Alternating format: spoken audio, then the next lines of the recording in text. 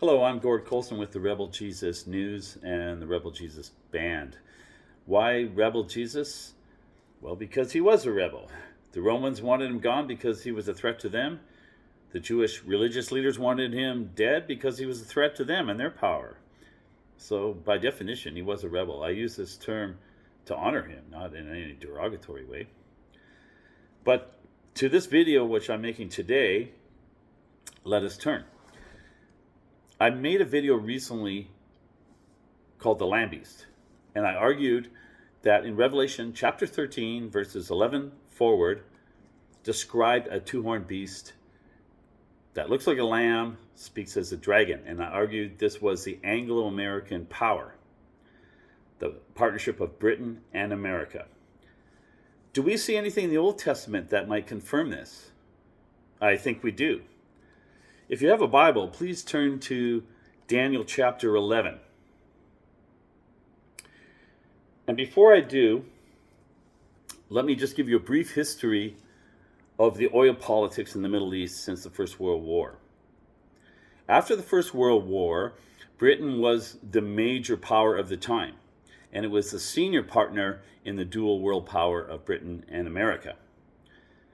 It divided the Middle East up into countries according to oil reserves, and then gave some to their friends and kept the best for themselves. And Britain ended up controlling much of the Middle East oil. After the Second World War, Britain was bankrupt, and America became the dominant power. And it took over a lot of the oil operations in the Middle East, kind of pushing the junior partner Britain out in many cases. And it was making billions of dollars and controlling oil, and also bombing governments that wouldn't obey it, and disrupting things. And the CIA is all over the Middle East doing all kinds of nasty things. So that takes us to today.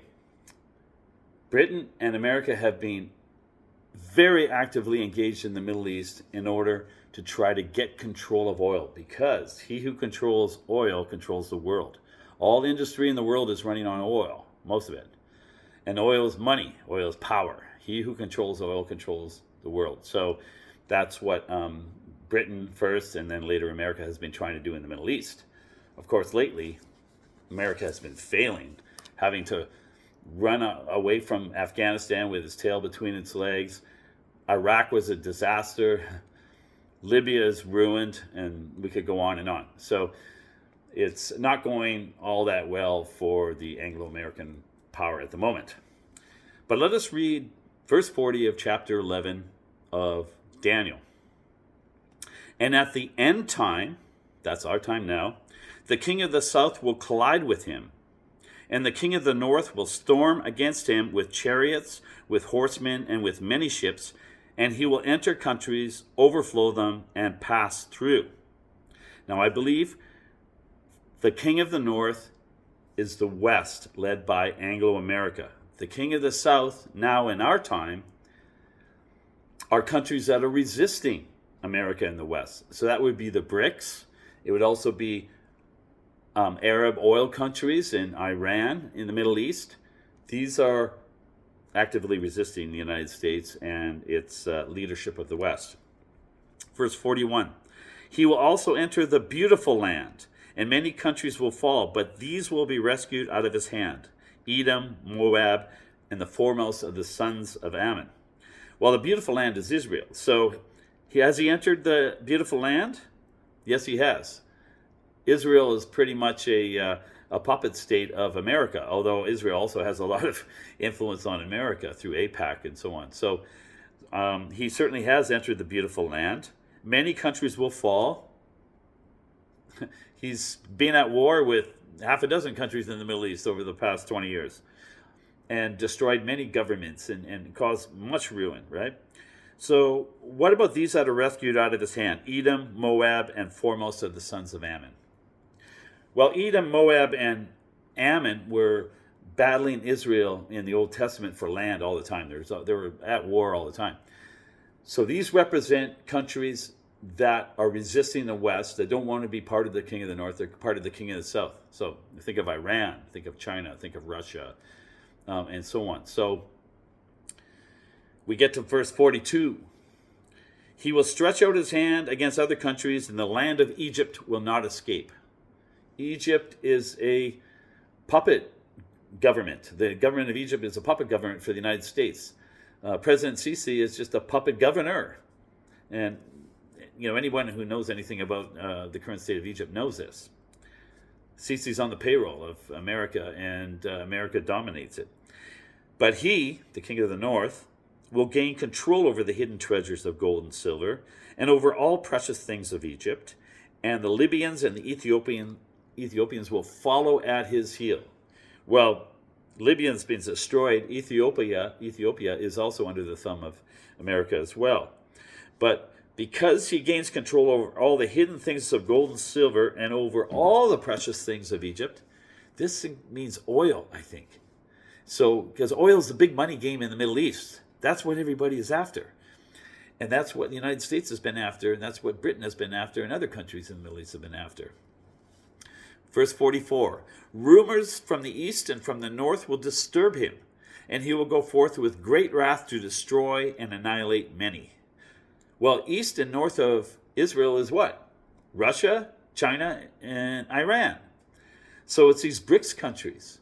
They've formed a coalition apart from the United States. They're developing their own financial systems. They're developing their own currency, and they're doing trade in local currencies. This is going to put downward pressure on the American dollar, and is a great, great threat to the power of the United States. It cannot impose sanctions on countries that don't use America's financial systems.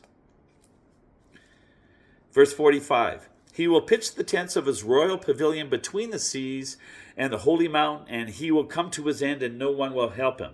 Well, I looked on a map.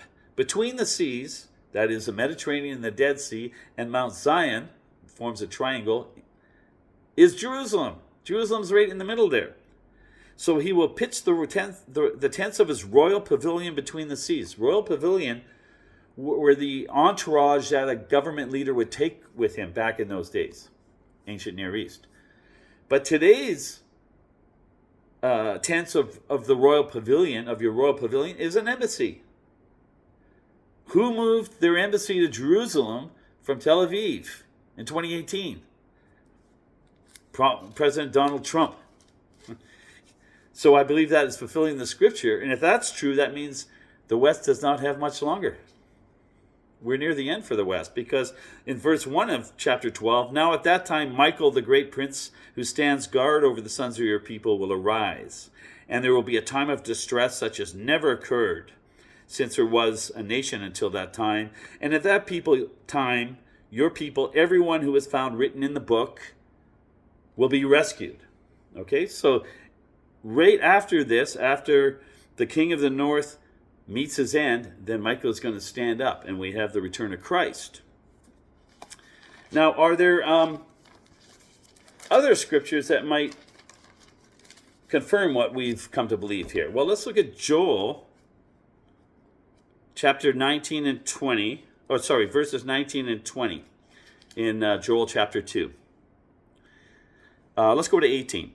Then the Lord will be zealous for his land, and he will have pity on his people. And the Lord will answer and say to his people, behold, I'm going to send you new grain, new wine, and oil, and you will be satisfied in full with them. And I will never again make you a reproach among the nations.